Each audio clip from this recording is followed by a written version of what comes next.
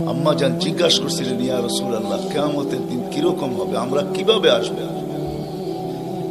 তো আম্মা জানকে আল্লাহর রাসূল বলছিলেন যে হুফাতান উরাতান, পায়ে হাইটা আসবে, উলঙ্গ আসবে। আম্মা জান চিৎকার দিয়া বলছে, আলা ইয়ারা বাদুনা বাদা, আমাদের একজন আরেকজনকে দেখবে না? আল্লাহ রাসূল আম্মা জানের কোলে শোয়া ছিলেন, উঠা বসছেন, চেহারার রং পরিবর্তন হয়ে গেছে, আর বলছে, আয়েশা ইয়াউমুন আসির, আয়েশা বড় কঠিন দিন। তো দুটা চিত্র তুলে ধরছেন আম্মার সামনে, বলছে, আয়েশা কিরকম কঠিন শুনবা? কাআন্নী আনজুরু মূসা মুতালাফফিফুন বিউমুদিল আরশ ويقول ربي لا أسألك اليوم أمي ولا أسألك اليوم أختي أسألك نفسي نفسي نفسي نفسي। আয়েশা এরকম কঠিন দিন আমি দেখতেছি যেন মুসা আলাইহিস সালাম আরশের খুঁটি ধরে চিৎকার দিতেছে আর বলতেছে, আল্লাহ আজকের দিনে মাকে চাই না, বোনকে চাই না, চাই আমাকে বাঁচান, আমাকে বাঁচান। কালিমুল্লাহ, যার কিতাবটা আল্লাহ নিজের হাতে লেখছে, কাতাবাত তাওরাত বিয়াদি, যার কিতাব আল্লাহ নিজের হাতে লেখা দিয়েছেন, কালিমুল্লাহ যিনি, আল্লাহর সাথে যিনি কথা বলতেন, যার উপাধি কালিমুল্লাহ, উলুল আজমি মিনার রাসূল, 5 জন নবীর ভিতরে একজন যিনি, 5 জন উলুল আজমি মিনার রাসূলের ভিতরে। আল্লাহ রাসূল বলছে, আয়েশা আরেকটু দৃশ্য বলবো তোমাকে?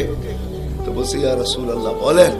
বলছে, ওয়াজিআ বিজাহান্নাম, জাহান্নামকে যখন আনা হবে তো 70,000 শিকল লাগানো হবে, প্রত্যেকটা করার সাথে 70,000 ফেরেশতা ধরবে। তারপরও জাহান্নাম ছুটবে, সব ফেরেশতাদের হাতের থেকে ছুটা নিচে কিয়ামতের দিন মাঠের দিকে যখন ভাগতে থাকবে, তো জিবরিল আলাইহিস সালাম আল্লাহর পাশে থাকবে, চিৎকার দিয়া বসা পড়বে আর বলবে, রব্বি সাল্লিম সাল্লিম, রব আমাকে বাঁচান, আমাকে বাঁচান। ওই দিন শুধু একজন ব্যক্তিত্ব, আপনার আমার রাসূল মুহাম্মদুর রাসূলুল্লাহ সাল্লাল্লাহু আলাইহি ওয়াসাল্লাম শুধু উম্মতি উম্মতি বলে চিৎকার দিবে। আল্লাহ এটাই জবাব দিতেছেন, আনতা তাকুলু উম্মতি, আমি জানি আপনি উম্মতি বলে চিৎকার দিবেন, কেননা এখানে শুধু ব্যথা উম্মতের, আর কোনো ব্যথা নেই, কোনো ব্যথা নাই, শুধু ব্যথা উম্মতের ব্যথা। এমন এক ব্যথা দিলের ভিতরে ছিল, তো বলছে আপনি উম্মতি বলে চিৎকার দিবেন, আমি বলবো রহমতি রহমতি, 99 রহমত রাখা আছে, সালতো তা, ওই দিন আপনি চাবেন আমি দিব, শাফি তুসাফা, আপনি সুপারিশ করবেন আমি মঞ্জুর করব। আরেক রিওয়ায়াতে আল্লাহ বন্ধুকে সান্ত্বনা দিয়েছেন, বন্ধু আনা মালিকি ইয়াউমিদ্দিন আনতা সাহিবা ইয়াউমিদ্দিন, আমি কিয়ামতের মালিক বটে কিন্তু বাদশা কিন্তু আপনি, আমি মালিক কিন্তু বাদশা আপনি। ব্যথা ছিল, ব্যথা। সুনামগঞ্জের মানুষ আমার চেয়ে বড় বড় ওলামার আওয়াজ করছে, আমি শুধু আপনাদেরকে একটু নবীর ব্যথা শুনাইতেছি, কিরকম ব্যথা ভিতরে ছিল। চলেন, যখন ব্যথাই শুনাইতেছিলাম তো আরেকটু শুনাই। প্রথম সিংহায় ফুতে সব ধ্বংস হয়ে যাবে, এটাকে নফখাতুল উলা বলে, কিয়ামত যেটাকে বলে। দ্বিতীয়টাকে নফখাতুন নুশুর বলে, দ্বিতীয় সিংহা ফুতে সব আবার জন্ম হবে, সব পয়দা হবে। কিন্তু এর আগে মৌত সবার হয়ে যাবে, মালাকুল মৌতেরও মৌত হবে, এটাও সত্য, হাদিসে আছে। আমি অতদূর টানতে চাইতেছি না। সর্বশেষ যখন মালাকুল মৌত থাকবে, তা আল্লাহ জিজ্ঞেস করবে, মাম বাকিয়া ইয়া মালাকুল মৌত, কে বাকি? তো বলবে, লা মা বাকিয়া আহাদ ইল্লা আনা ওয়া আনতাল হাইয়ুল লাযী লা তামুত। আকাশ জমিন আরশের নিচে কোথাও কোনো সৃষ্টি বাকি নাই, শুধু আমি একা বাকি আর আপনি। আল্লাহ জিজ্ঞাসা করবে, আইনা আনতা, তুমি কোথায়? তো বলবে, তাহতা আরশিক, আমি আপনার আরশের নিচে, উপরে তো না। আল্লাহ বলবে, মাদা তারাও, আরশের নিচে তাকায়া দেখো তো কি দেখা যায়? তো উনি লেখা দেখবে, আজকেও আছে, ওই দিনও উনি দেখবেন, ইন্নী কাতাবতুল মাউত আলা মান তাহতা আরশি, আমার আরশের নিচে যে আছে তাকে মরতেই হবে। আল্লাযী হাই, চিরঞ্জীব, ফাহুয়া ফাওকা আরশি, সে আমার আরশের উপরে বিরাজমান।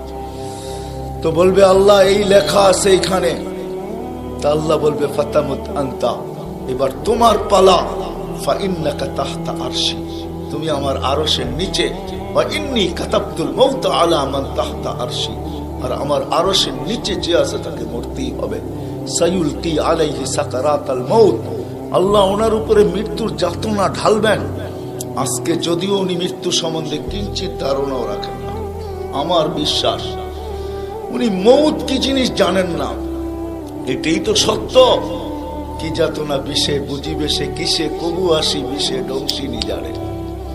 সাপের বিষ তো ওই বোঝে যাকে সাপে দংশন করছে। উনি তো নিয়ে যায় শুধু আমাদেরকে, হুকুম হয় অপারেশন সাকসেস করে না, নিয়ে যান। এমনকি প্লেনের ভিতরে উনি অপারেশন চালান, ঠিক না? মানুষ প্লেনও মরে ইদানিং, আগেও মরছে। উনি নিয়ে যান, উনি মৃত্যু সম্বন্ধে কিঞ্চিত ধারণা রাখেন না। তো যখন আল্লাহর ওনার উপরে সাকরাতুল মউত, সায়ুলকি আলাইহি সাকরাতুল মউত, মৃত্যুর যাতনা আল্লাহ ঢালবেন, তো ওই দিন উনি চিৎকার দিবে, চিৎকার। কিরকম চিৎকার? বলবে বিইজ্জতিকা ওয়া জালালিক, তোর ইজ্জত আর জালালের কসম, ওয়া উলুবি মাকানিক, তোর উচ্চতার কসম মালিক। লাউ আলিমতু সাকরাতাল মউত, মৃত্যু সম্বন্ধে যদি আমার কিঞ্চিত ধারণা থাকতো, মা কবাস্তু আরওয়াহাল মুমিনিন, কোন মুমিন মুসলমানকে আমি এত কষ্ট দিয়ে নিয়ে আসতাম, এত কষ্ট। কিন্তু বহুত ওনার হবে, উনিও মুখ থুবড়ায় পড়বেন। দ্বিতীয় নফখার আগে আল্লাহ 4 জনকে পয়দা করবেন, জিবরিল, মিকাইল, ইসরাফিল, মালাকুল মউতকে। কিন্তু পয়দা করতে দেরি, জিবরিল আলাইহিস সালাম কানতে দেরি করবেন না। 3 জন জিজ্ঞাসা করবে কান্নার কারণ, বলে ইদান ইউকমার ইসরাফিল, এখনই হুকুম করা হবে ইসরাফিলকে নফখাতুন নুশুরের জন্য, আর আমাকে হুকুম করা হইবে আল্লাহর বন্ধুকে মাকামে মাহমুদে নিয়ে আসার জন্য। কিন্তু আমি আমার মৃত্যুর পরে ভুলে গেছি উনার কবর কোথায়। তো 3 জন বলবে সহজ সমাধান, ফাসআলিল আরদা, তুমি জমিনকে জিজ্ঞাসা করো। তো জিবরিল আলাইহিস সালাম জমিনকে জিজ্ঞাসা করবে আইনা কবরা হাবিবার রহমান, আল্লাহর বন্ধুর রওজা কোথায়? তো জমিন উত্তর দিবে কদ দাক্কানি আল্লাহু দাক্কা ফানাসিত, প্রথম সিংহায় ফুতে আল্লাহ আমাকে এরকম ধুনা ধুনছে, এরকম ছানা ছানছে। ছানা বোঝেন? ধুনা বোঝেন? এরকম ধুনা ধুনছে ফানাসিত, আমিও ভুলে গেছি কোথায় রাখছি। এটা মাঝে মাঝে আমাদের সাথেও ঘটে। টুপি যাবে খোঁজে সারা ঘরে, ঠিক না? সারা ঘর মাথায় উঠে ফেলে, হঠাৎ পকেটে হাত দিয়া দেখে টুপি আর জিব্বাটা কামড় দিয়ে বেরিয়ে চলে যায়, ঠিক না? নাহলে তো ঘরালার আবার এর মাথা খারাপ করবে, ঠিক না? আমাদেরও ঘটে, জমিনও ভুলে যাবে। ওই দিন আল্লাহ রসুলের কবর থেকে নূর বাহির হবে, নূর নূর নূর নূর হাত্তা ইয়াসাদ আরশার রহমান, আল্লাহর আরশ পর্যন্ত পৌঁছবে। আজকে বাহির হয় না, আজকে বাহির হলে দুনিয়া দুনিয়া থাকবে না, শেষ। আজকে সুযোগ নাই, ওই দিন বাহির হবে। জিবরিল আলাইহিস সালামকে হুকুম করা হবে নিয়ে আসো মাকামে মাহমুদে, নিয়ে আস, যাবে। পরেরটা হইল সুনামগঞ্জের মানুষ বুঝার, যদি ভিতরে দিল থাকে তাহলে বুঝবেন, নাহলে বুঝবেন না। উনি যাবে, পর মারবে পর, আর বলবে তুমিয়া হাবিব আর রহমান, আল্লাহর বন্ধু ওঠেন। তো আল্লাহর রসুল উঠবে, হাদিসের শব্দ ওয়াহুয়া ইয়াকুম ওয়া ইয়াবকি ওয়া ইয়াকুল, উঠবে কিন্তু কানতে কানতে উঠবে, আর বলতে বলতে উঠবে জিবরিল আইনা উম্মতি আইনা উম্মতি আইনা উম্মতি আইনা, আমার উম্মত কোথায়? আওয়াসালা শাফির জাহান্নাম, আমার উম্মত কি আমাকে ফাঁকি দিয়া পুলসিরাতের কিনারে চলে গেছে? তারপরে জিবরিল তুমি আমাকে উঠাইতে আসছো? তো জিবরিল কসম খাবে বিইজ্জতিল্লাহি ওয়া জালালি মা শাক্কাল আরদ আহাদুন ইল্লা আনতা, আপনি ব্যতীত কেউ ওঠে নাই, উম্মত কোত্থেকে উঠবে? আপনি শান্ত হন, শান্ত, সান্ত্বনা দিবে, উঠবে, মাকামে মাহমুদে যাবে। কসম খোদার, ব্যথা আমি শুনাইতেছি আপনাদের, উঠবে, যাবে। কিন্তু মাকামে মাহমুদে বসবে না, শুধু ডাইন হাতটা রাইখা দিয়া দাঁড়ায় থাকবে। আল্লাহ জিজ্ঞাসা করবে, বন্ধু বসেন না? বলছে না, বসবো না। দাঁড়ায় আছেন কেন, হাত রাখছেন কেন? বলে মালিক এই জন্য হাত রেখা দাঁড়ায় আছে, এটা আমি মালিক। কিন্তু তাইলে বসেন না কেন? বলে বসবো না। বলছে কারণ কি? কারণে বসবেন না? বলে আমাকে বসায়া দিতে চান তাই না?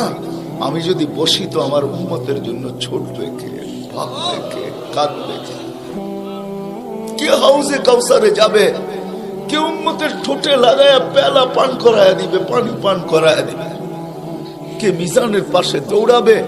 পাল্লা যদি সামনে না ঝুঁকে তাইলে দুরুদের গাঠি নিয়া, যা আমি আপনি পড়ছি নবীর উপরে দুরুদ, ওই গাঠি গুলাকে নিজের কাঁধে করে নিয়ে চলে আসবে।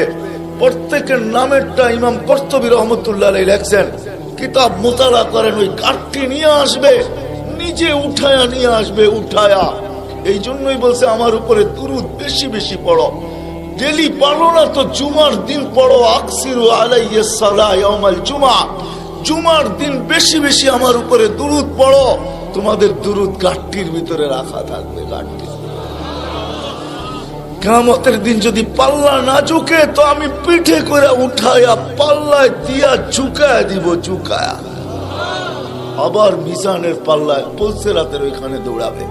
বলছে কে দৌড়াবে? উম্মতের জন্য, যে কিয়ামতের মাঠে ব্যথা নিয়ে উঠবে, ব্যথা নিয়ে উঠবে, ব্যথা। হায় হায়, যে মৃত্যু লগ্ন ব্যথা নিয়ে গেছেন, ব্যথা। কোনো ব্যথা না, কোনো ব্যথা না, নয় ফ্যামিলির ব্যথা না, হাসান হোসাইনের ব্যথা না, আলী ফাতেমার ব্যথা না, যে হাসান হোসাইন কলিজার টুকরা ছিল, টুকরা। সুনামগঞ্জের মানুষ বুঝবেন কি বুঝবেন না জানি না, দুই ভাই আসছে আল্লাহ রসুলের কাছে, আয়েশা বলছে নানা জান আপনি উত্তম না আমরা দুই ভাই উত্তম? সাইয়্যিদুল আউয়ালিন ওয়াল আখিরিন কে জিজ্ঞাসা করে, যার সুবাদে সমগ্র জগৎ তৈরি, যার রহমতের ছোঁয়ায় সব অস্তিত্ব পাইছে, আমিও আপনাও সমস্ত সৃষ্টি, আরে সমস্ত নবী রসুল যার রহমতের ছোঁয়ায় অস্তিত্ব পাইছে, তাকে নাতিদয় জিজ্ঞাসা করতেছে নানা জান আপনি উত্তম না আমরা দুই ভাই? আল্লাহ রসুল সাদা সিধা জবাব দিচ্ছেন, আমি উত্তম, খায়রুল বাশার, আমি উত্তম। দুই ভাই হাসা দিছে। আল্লাহ রসুল জিজ্ঞেস করছে হাসলা কেন? নানা জান জবাব হয় নাই। মানি আমরা দুই ভাই উত্তম। প্রমাণ? আপনার আব্বা আমাদের আব্বাজানকে চিনেন? তো বলছে বলো তোমাদের আব্বাজান কে? আলিউল মুর্তাজার পুরা মানাকে পরিচয়। আমি সিলেটও বলে আসছি, আমার বড় আফসোস লাগে বাংলাদেশে হাজারো ওয়াজ হয় সারা বছর, কিন্তু আজ পর্যন্ত একটা ওয়াজের ব্যানার পাইলাম না যে শানে সাহাবা, শানে সিদ্দিক, শানে আবু বকর, শানে ওমর, শানে ওসমান। বহুত কম ব্যানার পাই শানে রিসালাত, আল্লাহ রসুলের শান। চিনি না বিদায়, রাগ হয়েন না, আজকে চিনি না বিদায়। প্রত্যন্ত অঞ্চল সুনামগঞ্জের সাথে আজকে যোগাযোগ বড় ভালো, আপনাদের হাইওয়ে বড় সুন্দর, গাড়ি বড় স্পিরিটে চলে, কিন্তু একটা দিন ছিল এখানে যোগাযোগ বড় দুর্গম ছিল। বাতিল এই সুযোগগুলোকে ব্যবহার করছে। প্রত্যন্ত অঞ্চলের মানুষ নবী জানে না কাকে বলে, রসুল চিনে না কাকে বলে। আপনারা তো শহরের মানুষ, হায় হায় আপনাদের এই সুনামগঞ্জ পাওয়া যাবে বহুত মানুষ নবীর নামও বলতে পারবে না। রাগ হয় না, রাগ হয় না, পায়ে হাত রাখে। বিদায় বাতিল এটাকে সুযোগ হিসাবে ব্যবহার করে। নবীকে যখন চিনে না তো ভুল নবীর 2 নম্বর 22 নম্বর নবীর মালা তাদের গলায় পড়ায় দেয়। কাদিয়ানি বানাইতে সুবিধা এই জন্য। নবীর পরিচয় যদি আমাদের বাচ্চা জানতো, নারী পুরুষ জানতো, আমাদের স্কুল কলেজের ছেলেরা জানতো যে আমাদের নবী কে, তার প্রয়োজন কতটুকু, তার মর্তবা কত বড়, তাইলে কেউ এরকম দাওয়াত নিয়ে যাইতে দেরি, জুতার বাড়ি খেয়ে ফিরতে দেরি হতো। মুখ খোলার সুযোগ ছিল না আমার বড় আফসোস লাগে, দিলে ব্যথা লাগে যে বাংলাদেশে হাজারো লক্ষ ওয়াজ হয়, জানি না হুজুররা দেখছে কিনা জানি না, শানে সাহাবার কোনো ওয়াজ নেই, শানে আলী, শানে ওমর, শালিয়া, হায় হায় কথা মনে উঠছে, এই জন্য বলেই ফেলি আজকে। আলী রাদিয়াল্লাহু তাআলা আনহু বসা আল্লাহ রাসূলের কাছে, দুইজনই বসা, আর কেউ নাই। আমি আপনাদের কিতাবের হাওয়ালা দিব, কিতাব দিব।